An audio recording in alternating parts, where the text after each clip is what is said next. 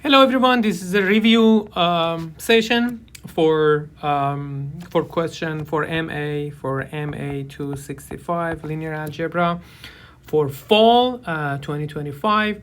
So this exam has 25 questions and each question has 8 points. And among these questions, you will see that among something like 7 to 8 questions are related to the actually topics which are covered after exam 2, and then something like 17 or even 16 question is basically from before exam 2. It means that exam 1 plus exam 2. Here you have something like 16 or 17 question and something like 7 to 8 question which are related to materials. Therefore, I'm planning to divide this video to 2 parts. For the first part, I only focus on this 7 to 8 questions which are related to materials after exam 2. And for the second part of the video, I will focus on this part of questions. So therefore, I will go directly to the last question. So question number 5 to question number 25. So it's related to the actually Gram-Schmidt process. So here you have a set of vectors which are linearly independent. So and then you are asked to find a orthogonal basis for this set. So and then when you find the orthogonal set, we call it V1, V2, V3, right? And then you need V3. So one of the methods that you can use, basically the formula for Gram-Schmidt process, and then get the question done. So we know what that is. So V1 is basically equal to, okay, let me just call this one U1, call this one U2, call this one U3. The typical way to solve this question is V1 is equal to U1, then V2 is equal to U2 minus projection of U2 over a span of V1, and then V3 is basically U3 minus projection of U3 over a span of V1 and V2, and then we can just move on and then solve the question. So, but here is the actually hacks. Here is the actually the shortcut that you can apply and then solve this question much more easier.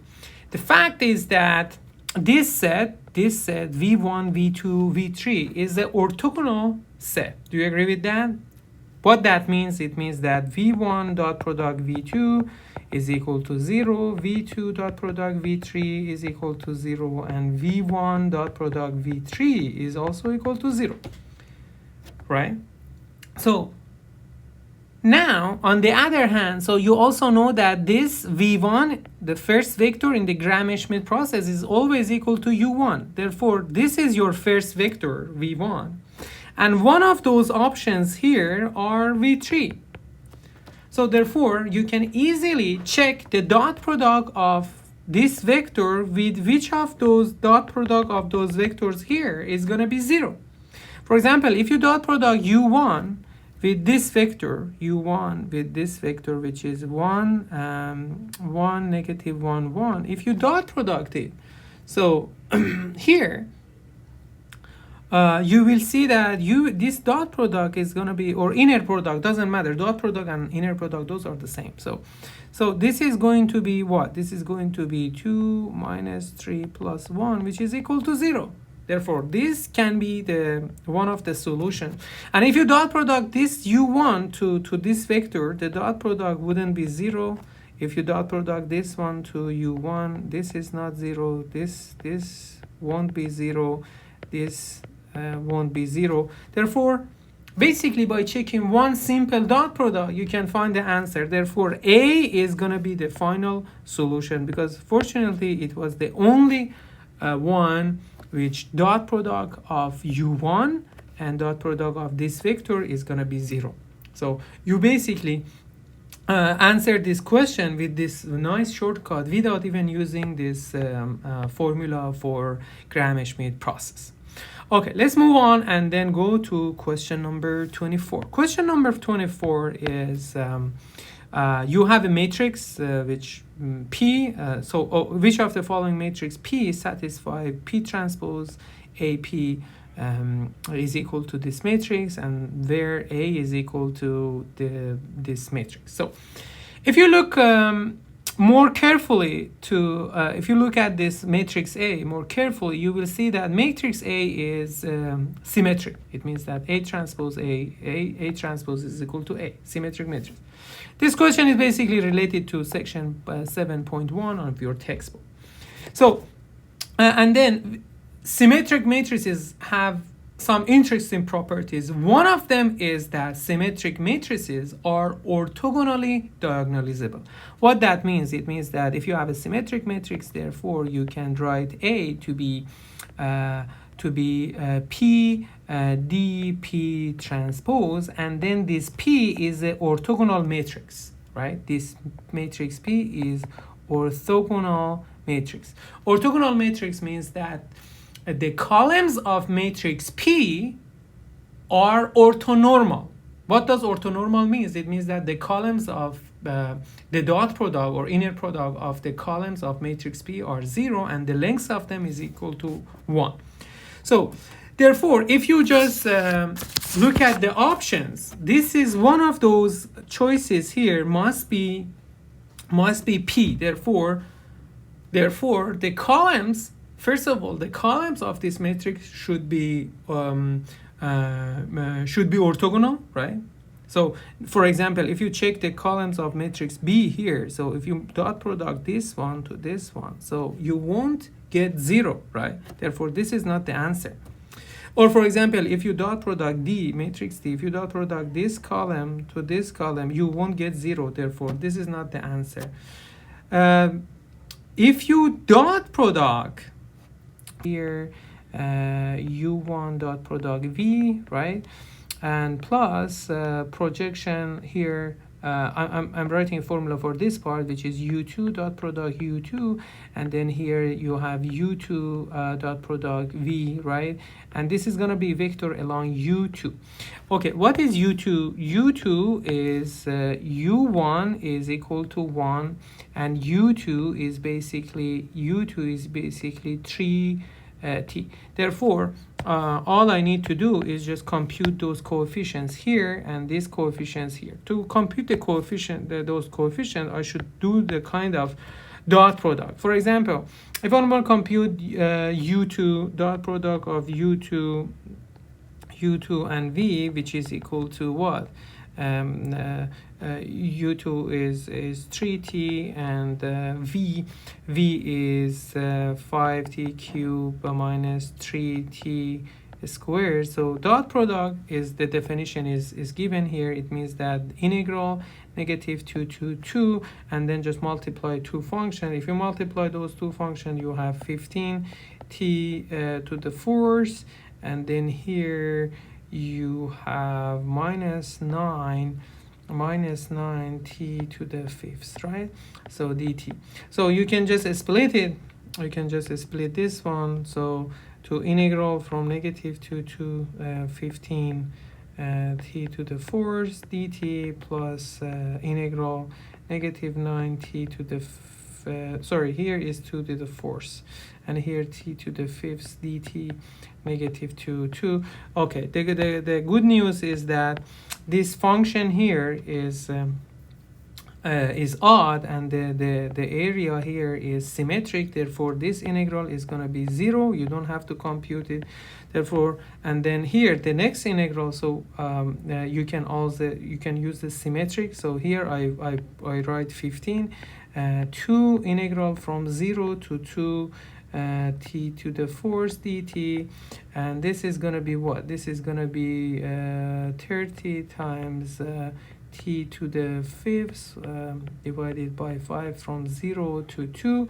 So if you multiply, if 0 is going to be 0, you can plug in 2 and 0. You will see that here you have So okay, let me just simplify things. So is to the 5 1 to the 5 6, so therefore it's going to be 6 times 2 to the 5th.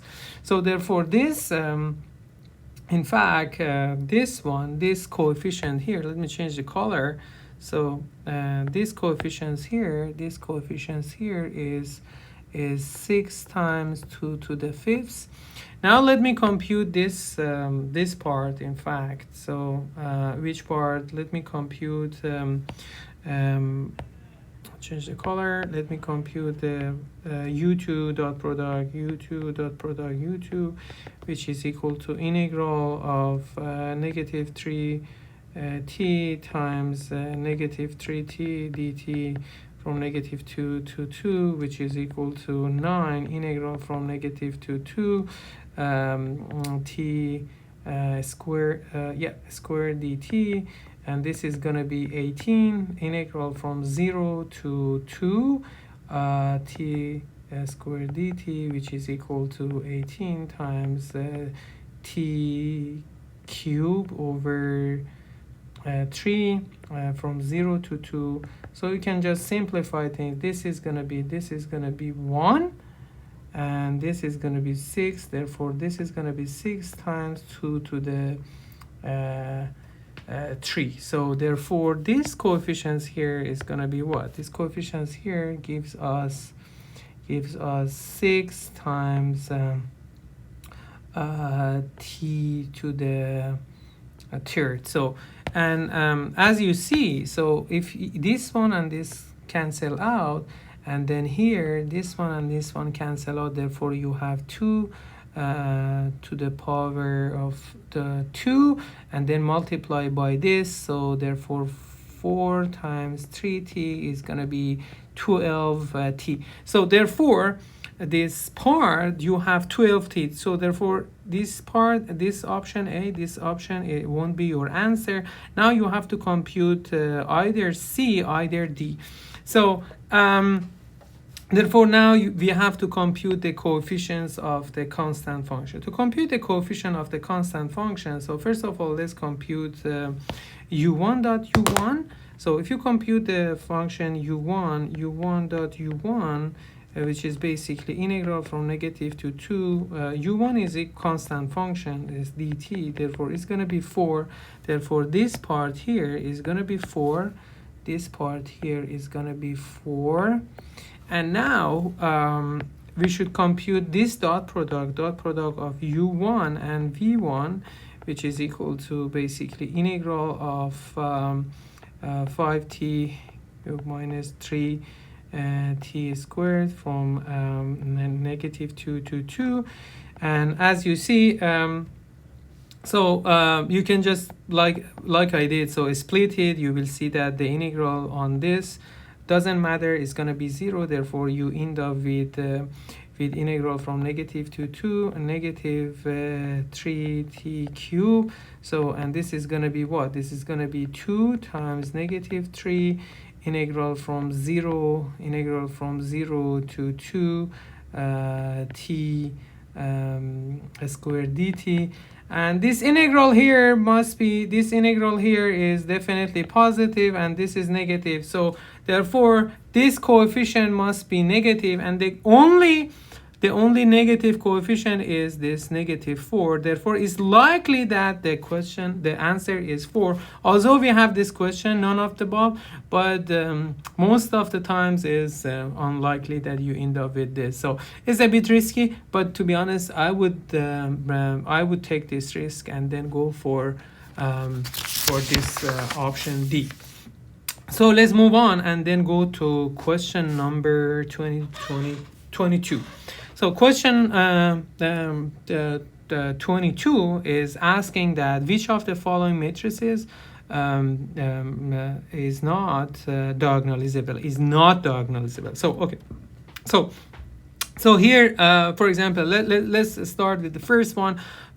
So this is a triangular matrix, so therefore an eigenvalues is eigenvalue. You can just check that eigenvalues lambda 1 is equal to 2, 2, 3, 5 because it's triangular.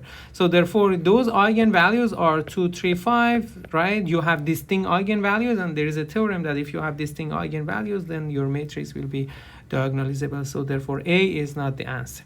The other one is matrix B. If you look at closely to at this matrix B, you will see that this matrix is symmetric, right? And we know that symmetric matrices are even orthogonally diagonalizable. So therefore B is not the answer. So now if you look at matrix E, in fact, so this is also triangular matrix, so you can check that you have distinct eigenvalue, two distinct eigenvalue, 1 and 0. Therefore E is not the answer. So therefore you are left with option D or C. Okay, let's compute D. So if you check D, for example, you will see that we have a very general formula that lambda 1, the summation of eigenvalues, is equal to trace of A, and the product of eigenvalues is equal to determinant of A. So okay, for this matrix I have lambda 1, lambda 2. Okay, trace of A is equal to 7, and determinant of A is equal to sorry, it's not A, is I should have mentioned D, right? I should have mentioned D. And determinant of D is going to be 12 minus 2 is equal to 10. So therefore lambda 1 is equal to 2, lambda 2 is equal to 5. So you have distinct eigenvalues. Therefore this is not the answer. Therefore this is not the answer. It means that D is diagonalizable. So but we are looking for the matrix which is not diagonalizable. So therefore C is going to be your desired answer for this question. Question number 21, which is basically a conceptualized question. So a very interesting question. So for the conceptual question, so my recommendation is that always look at your options here and then see which is the best to try, because sometimes, for example, you will see that none of those choices here appear here, so therefore you don't have to check here. So let's for example check this part. So if you check this part, is telling you that eigenvalues of A transpose A are non-negative, right? Are non-negative. So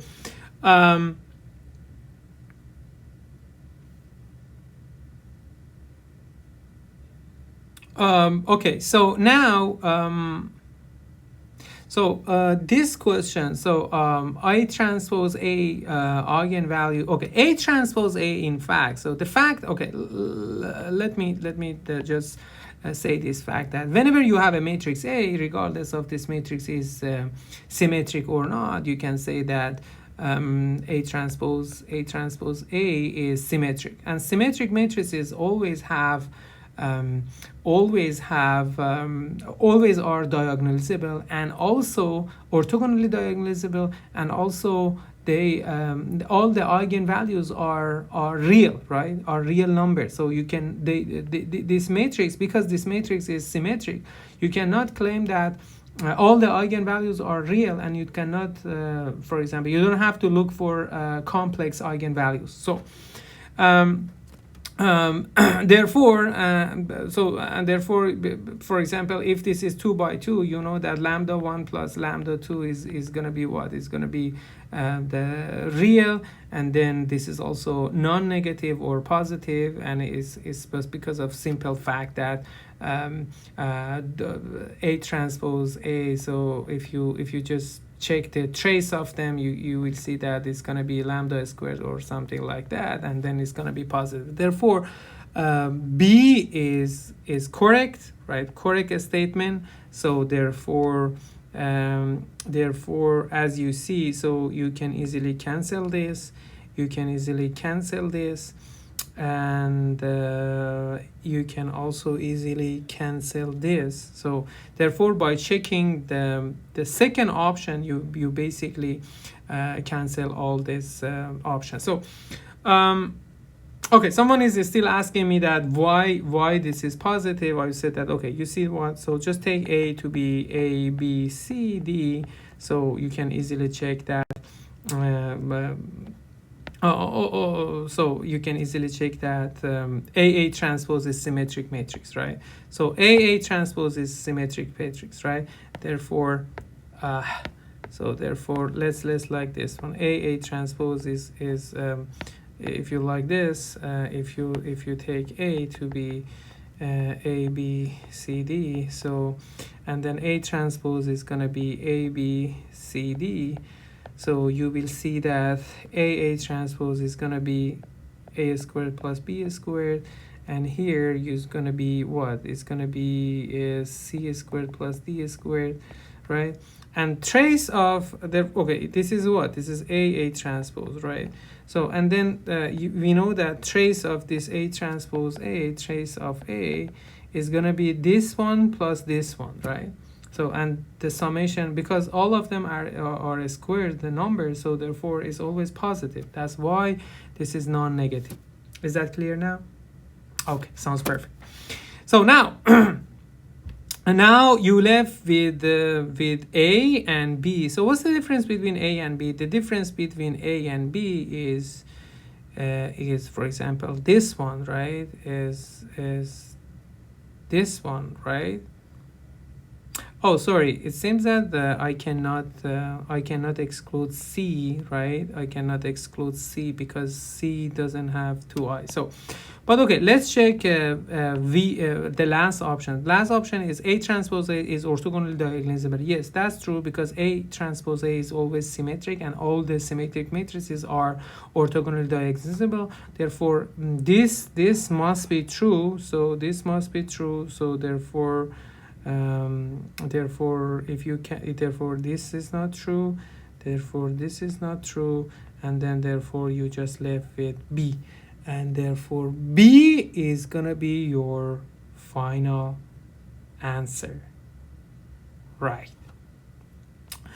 So let's move on and then go to question number 20. Question number 20, find the least squares solution of the system AX is equal to B.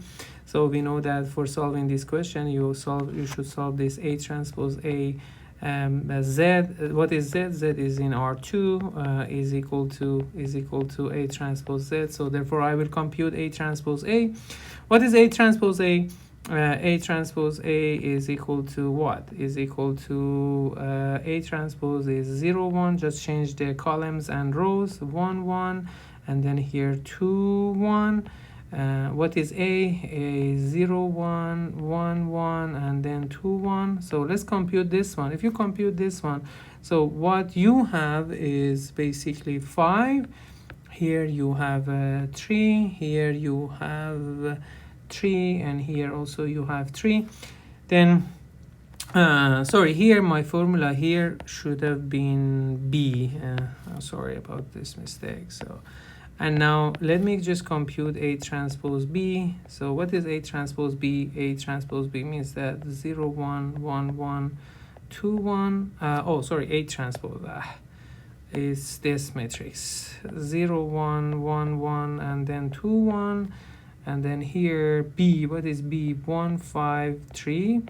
And this is gonna be what? This is gonna be, if you multiply this to this, is gonna be 11, and then the last one is gonna be 9. So okay, therefore at the end of the day you have to compute this, you have to solve this system 3, 3, 3, and then here you have Z1, Z2 is equal to 11, and here 9. So okay, you can solve this system and then find the solution, but because the solution are already here, so you can easily say that okay, 5Z1 plus 3Z2 is equal to 11, right? So, and the only Z1, and this is Z1, Z2, right? This is Z1, Z2, and probably the only solution. So if you plug in Z1, 1 and Z2, 2, So you will see that if z1 1 and this is 2, therefore you will get the answer. You can also check that 3z1 plus 3z2 is equal to 9. Therefore B is going to be your answer for this question. So let's go to question number 19. Question number 19 is you have to compute the distance of y from a subspace generated by this.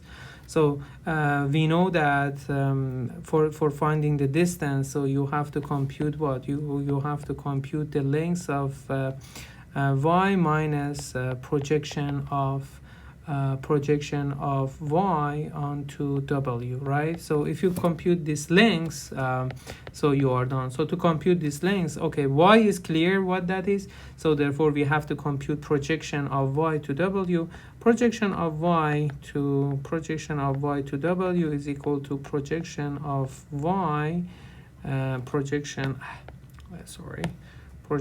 of y. W is what? W is a span of u1 and u3. This is equal to projection of y to u1 plus projection of y to u2. Okay, what are those formula?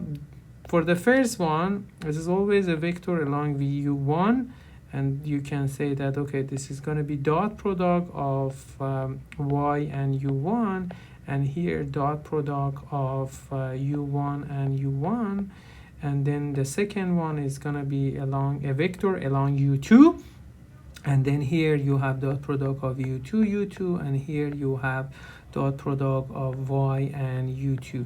So now you can just compute the dot product and then find the coefficients for each of them.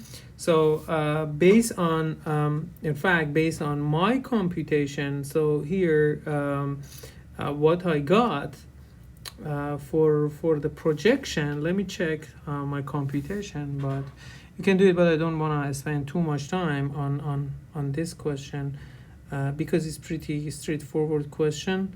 So the answer for this is gonna be this vector 4, -3, then -5, and then 16. So okay, this is gonna be your projection, but you have to somehow subtract this vector from y, and then this is gonna be you have y here. Then if you just compute that one, y is gonna be -5, -5, -2, and then -6 and then -1. So therefore you just have to compute the length of this vector. The length of this vector is going to be 25 root 2 of 25 plus 4 plus 36 plus 1, which is equal to root 2 of 66. Therefore E is going to be your answer. So let's move on and then go to question number 18. Question number 18, this is again a conceptualized question. So which of the statement is false?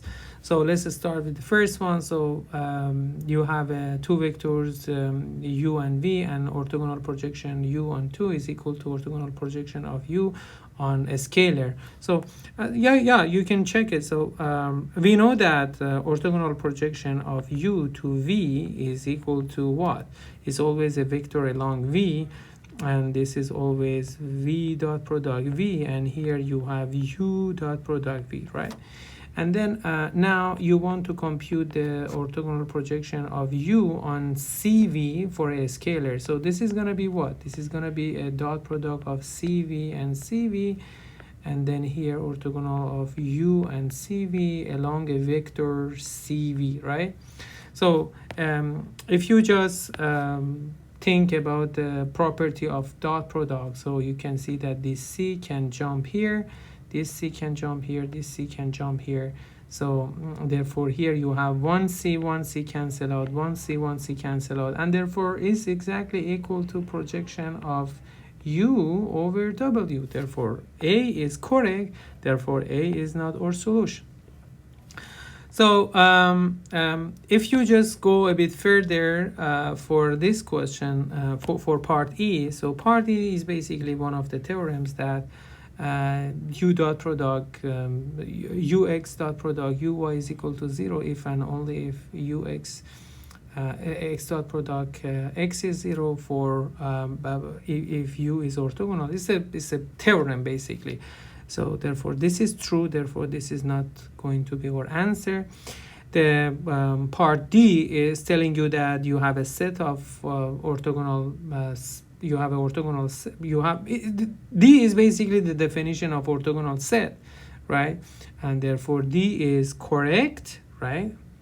So therefore you are left with you are left with B and C. For B and C, first of all, U transpose U is a diagonal matrix. Therefore, U is a diagonal matrix. Then U is an orthogonal matrix. So this is not true because this is a statement of theorem, and they somehow distort the actual theorem. So here they say that if U transpose U is a diagonal matrix, so no. If U transpose U is equal to the identity matrix, then we can say that U is an orthogonal matrix. Therefore, C is not correct.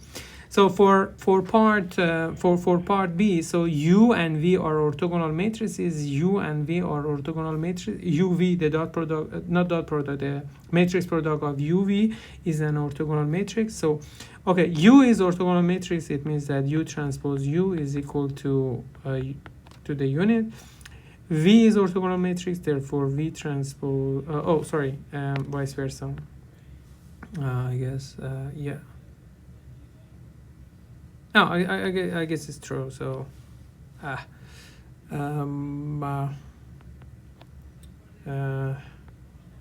V is equal to I. So, and now I want to compute UV, UV transpose UV, right? UV. This is gonna be what? This is gonna be okay. Just think about the property of transpose. So therefore here you have V transpose U transpose, and then here you have UV. So but I know that U transpose U is equal to unit, and then this and this is going to be I, and then therefore you have this, and we know that U transpose U is equal to this identity. So this implies that the matrix is orthogonal matrix.